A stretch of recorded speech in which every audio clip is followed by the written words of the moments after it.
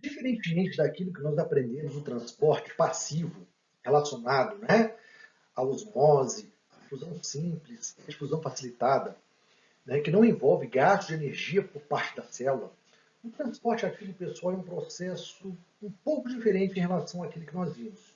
Mesmo porque no transporte ativo, nós vamos observar que a célula ela vai gastar energia para transportar determinadas substâncias contra o gradiente de concentração, ou seja, contra o fluxo natural de substâncias que estão localizadas numa região de maior concentração para uma região de menor concentração. Ou seja, nesse caso, haverá um processo contrário. Então, as substâncias serão transportadas de uma região de menor concentração para uma região de maior concentração contra o fluxo. Se é contra o fluxo, é contra o gradiente, porque vai envolver uma quantidade de energia maior para vencer essa, essas, esse transporte, né, para vencer exatamente esse fluxo. Pois bem, então o que acontece, pessoal? A gente sabe muito bem que como nós temos a bomba de sódio e potássio, como eu falei para vocês anteriormente, como um exemplo de transporte ativo, existem outros tipos de bomba também, tá? Mas essa bomba de sódio e potássio geralmente é mais comentada porque é mais pedida em prova, é mais pedida em vestibulares, né? Então é mais comum você encontrar esse tipo de exemplo para transporte ativo em relação aos outros tipos de bomba, tá? Que são proteínas presentes, integrais, presentes também na membrana plasmática. O que eu quero deixar bem claro aqui é o seguinte: como uma bomba de sódio e potássio, vale a pena nós fazermos algumas considerações em relação ao sódio, em relação ao potássio. Primeiro, que é extremamente necessário que haja uma quantidade maior de sódio no meio extracelular em relação ao meio intracelular. Então a gente pode perceber que nós temos aqui uma quantidade muito maior de sódio no meio extracelular em relação à quantidade de sódio no meio intracelular. A proporção é muito maior. Da mesma forma, nós podemos observar que nós temos uma quantidade maior de íons potássio no meio intracelular em relação à quantidade de íons potássio no meio extracelular. E isso é extremamente importante para a célula. Importante porque muitos dos mecanismos de regulação, principalmente a regulação osmótica, pessoal, regulação que permite a entrada e saída de água da célula, depende da diferença de concentração, né, desses tipos de íons, tá? Para que a célula, às vezes, não possa ganhar uma quantidade muito grande de água, isso promover o seu rompimento, né? Porque a membrana plasmática, como vocês sabem, a membrana plasmática ela não tem essa capacidade de fornecer uma resistência tão grande como nós vimos anteriormente. Então, à medida que aumenta a pressão intracelular, talvez devido à entrada de água, por diferença dessas concentrações, né, que porventura aconteça um processo de descontrole na concentração, por exemplo, de um sódio de fora para dentro da célula, a célula, então, ao receber uma grande quantidade de água, ela pode receber de uma tal forma que essa membrana não suporte, né, não consiga resistir, e a célula, né, entra no processo de lise, ou de ruptura, liberando, extravasando, né, com isso aí, o seu conteúdo extra, né, o seu conteúdo intracelular, o seu conteúdo citoplasmático, né? Então é extremamente importante, né, essa bomba para regulação. Além disso, essa bomba também é importante no que se refere à transmissão dos impulsos nervosos. A gente sabe muito bem que uma célula nervosa, especificamente o neurônio, tá, ela necessita desse controle dessa bomba para que os impulsos nervosos possam ser propagados. Então, várias e várias ações que eu tenho em relação, né, ao ambiente e que necessite exatamente desse controle, né, com o sistema nervoso, necessita desses impulsos. E esses impulsos eles são garantidos graças à manutenção dessa bomba de sódio de potássio. Tá? Então, o que acontece? Então, é extremamente necessário para a célula, tá, que haja uma maior quantidade de sódio no meio extracelular em relação ao meio intra, existe uma maior quantidade de potássio no meio intra em relação ao meio extra. Tudo bem? Isso para essas regulações acontecer de maneira satisfatória para a célula. Tudo bem, pessoal? Então, o que acontece? Mas só que como existe, pelo que vocês estão observando, uma quantidade maior de sódio do lado de fora em relação ao lado de dentro, né? O que nós podemos observar? Eu vou falar primeiro do sódio, depois eu falo do potássio. O que nós podemos observar? Nós vimos que por essa diferença de concentração, né, o que vai acontecer? Nesse caso, vai acontecer um processo de difusão, ou seja, a passagem de sódio da região de maior concentração para a região de menor concentração, graças à existência daqueles canais iônicos, daqueles canais que vão ser responsáveis, aquelas proteínas de membrana, que serão responsáveis pelo transporte a favor do gradiente de concentração, ou seja, saindo da região de maior concentração para menor. Se sai da maior para menor região de concentração daquela substância, está indo a favor do gradiente. Logo, não está gastando energia. Como são canais específicos que vão favorecer esse transporte, tá? Então, esse é um processo chamado de difusão facilitada, porque são proteínas que vão facilitar esse mecanismo de transporte, logo, sem gastar energia por conta da célula. Tudo bem, pessoal? Do mesmo modo, nós podemos falar em relação ao potássio. O potássio é um íon que está muito mais concentrado dentro do citoplasma em relação ao meio extracelular. Mas a gente sabe que por essa diferença de concentração, é comum que haja, né, a migração de potássio do meio intracelular para o meio extracelular, ou seja, do citoplasma para fora da célula. Para quê? Para que haja o equilíbrio, para que aconteça o equilíbrio, até cessar esse processo de transferência. Só que isso acontece. É o desejável para a célula? Não é o desejável. Tá? Principalmente para aquelas células que dependem exatamente dessa diferença de concentração, tá? Que se mantenha dessa forma, para a sua regulação, para o seu pleno funcionamento. Então, o que acontece? Como nós sabemos que existe esse fluxo, mas que isso não é importante para a célula, não é interessante para a célula, tá? É necessário que continue ainda a quantidade muito grande de sódio fora, uma grande quantidade de potássio dentro da célula, aí que entra a nossa grande e famosa bomba de sódio e potássio. Bomba de sódio e potássio, na verdade, é uma proteína de membrana. Tá? É uma proteína transportadora, assim como nós vimos, né, na difusão facilitada. Só que essa proteína de membrana, essa proteína transportadora, ela só vai ser ativada na presença de ATP, ou seja, de pacotes que armazenam energia, de pacotes energéticos produzidos pela célula. Tá? Então, o que acontece? Então, ela só vai ser funcional com a utilização de energia. Por quê? Nós sabemos muito bem que a célula tem uma grande quantidade e tem que manter uma grande quantidade de sódio fora e menos sódio dentro. Só por essa diferença de concentração o sódio não vai entrar. Como o sódio vai entrar? Ele vai entrar por esses canais que eu falei para vocês, por difusão facilitada. Só que é importante para a célula manter essa entrada de sódio dentro? Não é importante, como eu falei para vocês. Tem que manter a quantidade de sódio fora muito elevada. Então, o que acontece? Essa bomba de sódio e potássio, ela vai pegar esse sódio que entrou, essa quantidade adicional de sódio que entrou dentro, né, da célula e vai removê-la para o meio extracelular, onde realmente deve haver a quantidade de sódio em maior quantidade fora. Tudo bem? E isso envolve gasto de energia, por quê? Se eu tenho inicialmente, né, a entrada de sódio sem haver gasto, né, agora precisa haver gasto para remover contra um gradiente de concentração. Ou seja, eu vou fazer com que haja a remoção de sódio da região menos concentrada para a região mais concentrada. Ou seja, contra um gradiente de concentração, contra o fluxo normal. Isso exige a presença de uma bomba que possa fazer esse mecanismo contrário. Tá? Que vai ser ativada, mais uma vez, graças à energia que é produzida na célula. Certo, pessoal?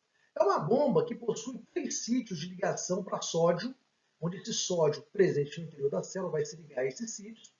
A energia vai ativar essa bomba, tá? E vai liberar esse sódio para fora. Quando esse sódio for liberado para fora, essa bomba já está apta a receber o potássio, tá?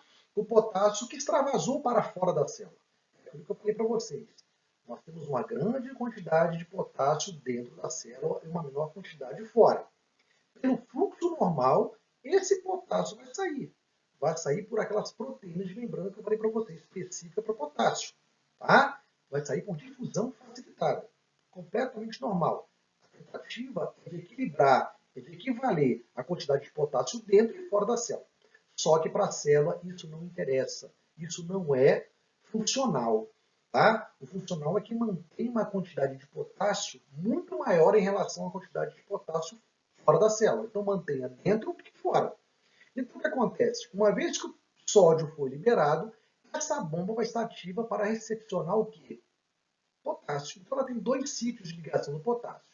Então ela vai pegar o potássio que saiu, tá? E vai removê-lo de maneira a colocá-lo de volta para dentro da célula. Ou seja, contra o fluxo. Se é contra o fluxo, é contra o gradiente. Se é contra o gradiente, envolve então o gasto de energia. Tudo bem, pessoal? Espero que vocês tenham compreendido esse mecanismo, que vai ficar um pouquinho mais claro no próximo slide. Tudo bem? Depois que nós falamos a respeito do processo, processo, melhor dizendo, de transporte passivo, e transporte ativo, que envolve gasto de energia, no caso do transporte ativo, nós vamos fazer uma rápida recapitulação daquilo que foi falado, para que vocês possam comparar, de acordo com essa figura, algumas diferenças. Elas são significativas para o nosso aprendizado aqui. Tá? Então vamos imaginar que nós tivéssemos aqui uma membrana lipoproteica, formada de lipídios e proteínas, mais especificamente uma bicamada fosfolipídica, onde nós teríamos aqui uma camada fosfolipídica voltada para o meio extracelular e uma bicamada fosfolipídica voltada para o meio intracelular. Tudo bem? Então a gente pode observar muito claramente. E as proteínas inseridas, que são essas proteínas de transporte. Tudo bem? No caso aqui, uma proteína de transporte para garantir a difusão facilitada, e aqui uma proteína transportadora, que seria uma bomba, por exemplo, a bomba de sódio e potássio. Ok? É somente para a gente diferenciar um mecanismo de transporte em relação ao outro. E no meio extracelular, vamos supor que nós tivéssemos uma quantidade de uma substância X, muito maior em relação à quantidade da mesma substância X no meio intracelular. Então, nós temos mais dela no meio extra e menos dela no meio intra. Tudo bem? O que nós estamos observando aqui no primeiro caso, da difusão simples? Primeiro, pessoal, o que é uma difusão? Difusão é a passagem de substâncias da região de maior concentração para a região de menor concentração.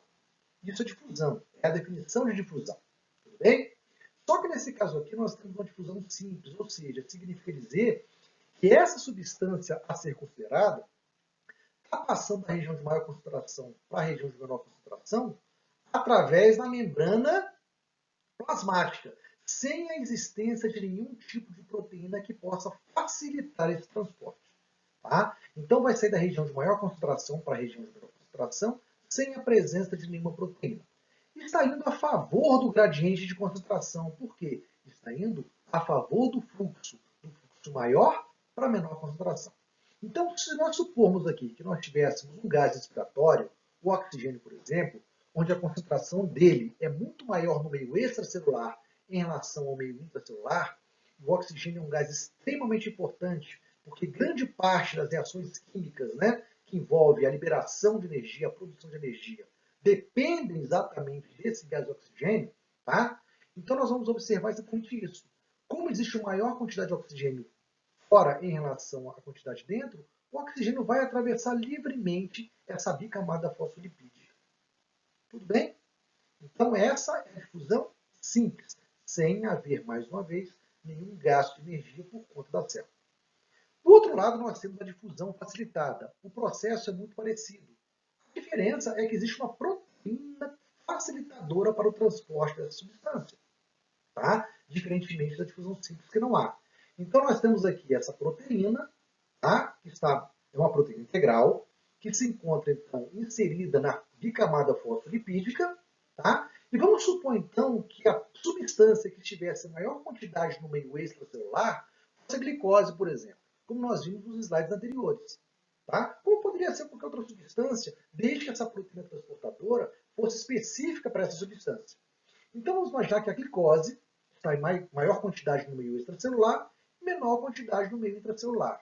Tá? Digamos que você comeu um alimento rico em glicose, tá? Rico em carboidrato. O carboidrato foi digerido por enzimas específicas, tá? Liberou glicose, e essa glicose agora caiu na corrente sanguínea e precisa entrar para dentro da célula para que a célula possa transformar essa glicose, liberando maior quantidade de energia. Por exemplo, para garantir a manutenção dessa célula. Tudo bem? Uma célula muscular, por exemplo, precisa de glicose, precisa de energia, tá? Para executar suas funções. Então, vamos imaginar que a glicose, nesse caso específico, né, ela está querendo atravessar, mas ela tem uma dificuldade maior em atravessar essa membrana. Como ela tem uma dificuldade maior em atravessar a membrana, ela não conseguiria facilmente, tá? Então essa proteína facilitaria o seu transporte. É uma difusão facilitada, que da mesma forma que a difusão simples, vai a favor do gradiente de concentração, do meio mais concentrado para o meio menos concentrado. Se vai a favor, não envolve gasto de energia, tá? Por conta da célula. A célula não gasta energia, tá? A célula não precisa gastar energia para transportar a substância da região de maior para menor concentração. Do lado contrário, tá? E eu falei no slide anterior, né, que nós temos também um exemplo de proteína de transporte, que no caso específico poderia ser uma bomba de sódio e potássio.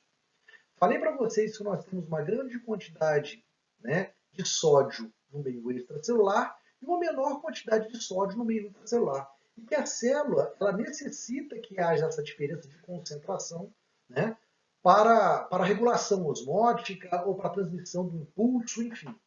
Né? Então, o que acontece? Pelo fluxo natural, entraria uma grande quantidade de sódio. Né? A gente está muito bem com diferença de concentração, tá? Com difusão facilitada. Só que como não é importante, tá? Não é interessante para a célula que haja esse equilíbrio de sódio no meio extra e no meio intra, o que acontece?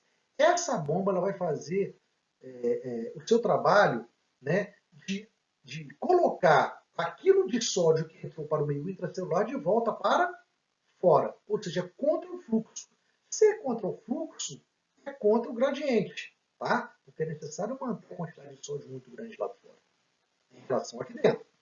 Então, isso vai envolver um gasto energético por conta da célula, para que esse íon, né, esse íon sódio, possa ficar onde? Possa agora ficar no meio extracelular, tá? Onde ele precisa estar em grande quantidade. Tudo bem? Então, aquele sódio que foi entrando, ele vai sendo removido por essa bomba. É como essa bomba, então, ela pegasse aquilo que entrou em quantidade, né, suficientemente grande para que agora ela pudesse remover. E isso necessita, então, de um aparato energético. Tá bom, pessoal? Então, dessa forma, a gente consegue diferenciar a difusão simples, a difusão facilitada, que são tipos de transporte passivo, da bomba de sódio e potássio, que envolve gasto de energia, que é um tipo de transporte ativo. Ok? Nesse slide, nós temos um processo um pouco diferente daquilo que nós falamos em relação ao transporte ativo e transporte passivo. Lembre-se que o transporte ativo e o transporte passivo, as substâncias passavam através da membrana plasmática, tá? Ou seja, com a presença ou ausência de qualquer tipo de proteína, tudo bem? Então, nesse caso específico que nós vamos falar aqui agora, o transporte de substâncias vai acontecer por processos intermediados pela membrana. Intermediados não no sentido de atravessar a membrana, mas a membrana sofrerá algumas modificações que irão facilitar o englobamento dessas substâncias, colocando-as para o interior da célula. Então nós temos dois processos, tá? Um processo chamado de endocitose, onde as substâncias serão colocadas para dentro, e um outro processo chamado de exocitose, onde as substâncias serão colocadas para fora, dependendo da situação. Certo, pessoal? No processo de endocitose, nós temos dois tipos. Nós temos um tipo de endocitose chamado de fagocitose e um tipo de endocitose chamado de pinocitose. Na fagocitose, o que nós temos? Nós temos, em geral, o englobamento de partículas alimentares grandes, que não conseguiriam atravessar a membrana plasmática, nem com auxílio de uma proteína de transporte. Então, nesse caso, o que nós estamos observando? Nós estamos observando que a membrana plasmática, tá, ela sofre uma modificação com o objetivo de englobar essa partícula alimentar, tá, de tamanho excessivo. Tudo bem, pessoal? Isso acontece muito durante a alimentação de um protozoário, ou até mesmo de células de defesa que queiram englobar determinadas partículas estranhas ao nosso corpo, por exemplo. Tudo bem? Então, o que acontece aqui nesse caso? A membrana plasmática está emitindo projeções laterais, conhecidas como pseudópodes, E essas projeções laterais, elas têm o objetivo de englobar, de envolver essa partícula alimentar, de maneira que uma vesícula será formada com essa partícula no interior já do citoplasma. Essa vesícula que contém essa partícula alimentar no interior é chamada de fagossomo. Tudo bem? Em processo parecido, nós temos o outro chamado de pinocitose. Só que ao invés, né, de englobar partículas alimentares com tamanho expressivo, aqui são englobadas partículas alimentares que também não atravessam, mas são partículas alimentares menores ou gotículas de natureza líquida. Tá? Só que, diferentemente da fagocitose, o que nós estamos observando aqui? As partículas alimentares, ao entrar em contato com a superfície da membrana plasmática da célula, isso é muito comum, tá? Principalmente em células intestinais que estão absorvendo gotículas de gordura, né? Então é muito comum essas partículas alimentares, ao entrar em contato com a membrana plasmática, a membrana plasmática sofreu um processo de invaginação, ou seja, haverá uma invaginação da membrana plasmática, fazendo com que haja a criação de um canal de pinocitose ou um canal pinocítico, englobando essas partículas alimentares no interior. Tá? De modo que haverá uma fusão dessa membrana plasmática, né, nesse ponto superior, tá? E a formação de uma vesícula contendo essa partícula alimentar internamente. Essa vesícula que está englobando essas partículas alimentares formadas nesse processo de pinocitose, ela se chama pinossomo. Então, preste atenção. Fagossomo é o nome da vesícula contendo a partícula alimentar na fagocitose.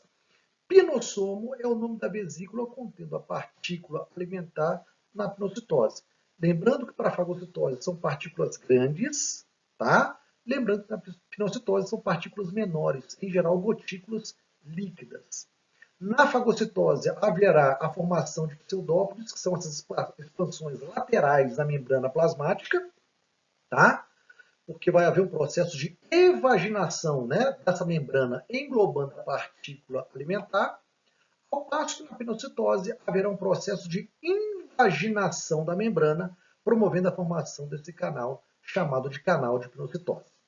Eu gostaria de frisar apenas o seguinte, que independentemente da formação de um fagossomo ou de um pinossomo, existem organelas que produzem enzimas, e essas enzimas, ao entrarem em contato tanto com o fagossomo como com o pinossomo, vão promover a digestão intracelular dessas partículas, dessas substâncias que estão dentro da célula. E isso vai ser falado, então, numa próxima aula. Tudo bem? Pessoal, um pouquinho diferente daquilo que nós falamos em relação ao processo de endocitose, que era o processo de englobamento de partículas, né, de fora para dentro da célula, né, seja pelo processo de fagocitose ou pinocitose, existe um processo contrário, também mediado pela membrana plasmática, porque a substância não conseguirá atravessar a membrana para sair. Esse processo, então, é chamado de exocitose. Tudo bem? Exocitose a gente pode pontuar em cima de duas situações que acontecem dentro da célula para que as substâncias possam sair. Primeiro, toda vez que uma determinada partícula, tá, seja ela alimentar ou não, entre para o interior da célula por englobamento, tá? No caso específico, vamos imaginar que seja um corpo estranho, em que a célula de defesa reconheça que seja um corpo estranho, e essa bactéria, por exemplo, como ela não consegue atravessar a membrana plasmática, ela precisa ser englobada por essa célula, tá? Pela fagocitose. Então vamos imaginar que a bactéria esteja dentro, né, dessa vesícula formando o fagossomo. Existem enzimas específicas que vão chegar exatamente nesse fagossomo, vão ser liberadas, né, por uma organela específica, e essas enzimas irão digerir a estrutura bacteriana.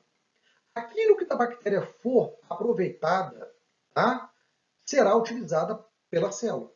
Aquilo que não for aproveitado, que foi digerido, que não conseguiu ser digerido, portanto não será aproveitado pela célula, será eliminado para o meio extracelular. Ou seja, essa vesícula, então, que forma o fagossomo, no nosso exemplo específico, irá se fundir à membrana plasmática da célula, liberando seu conteúdo para o meio externo. Tudo bem? Se fosse o pinossomo, seria a mesma história. Tudo bem? Bom, só que existe uma outra situação também, que é a situação em que enzimas precisam digerir substâncias fora da célula, por exemplo, no nosso sistema digestório. Assim que nós nos alimentamos, uma grande quantidade de enzimas vão chegar entrar em contato com esse alimento, para que esse alimento ele possa ser digerido, ou seja, quebrado em porções cada vez menores para serem absorvidos pelas células. Nesse caso específico, existem, né, situações em que organelas elas acabam produzindo e transformando determinadas enzimas para serem liberadas para o meio externo. Então, o que acontece? No interior de uma determinada vesícula que brote de uma organela específica, há enzimas que vão se direcionando até entrar em contato com a superfície da membrana plasmática. Essa vesícula ela se funde com a membrana plasmática e o conteúdo dessa vesícula, que são as enzimas digestivas, serão liberadas para fora. Tá? Então, também é um processo de exocitose.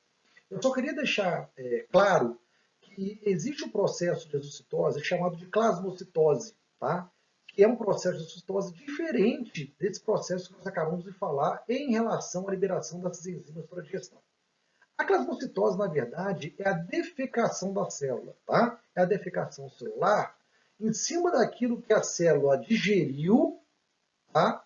Intracelularmente, por exemplo, quando a bactéria ela foi englobada, né, por uma célula de defesa, por exemplo, né, e essa bactéria começou a ser destruída, a sua estrutura começou a ser destruída, começou a ser digerida.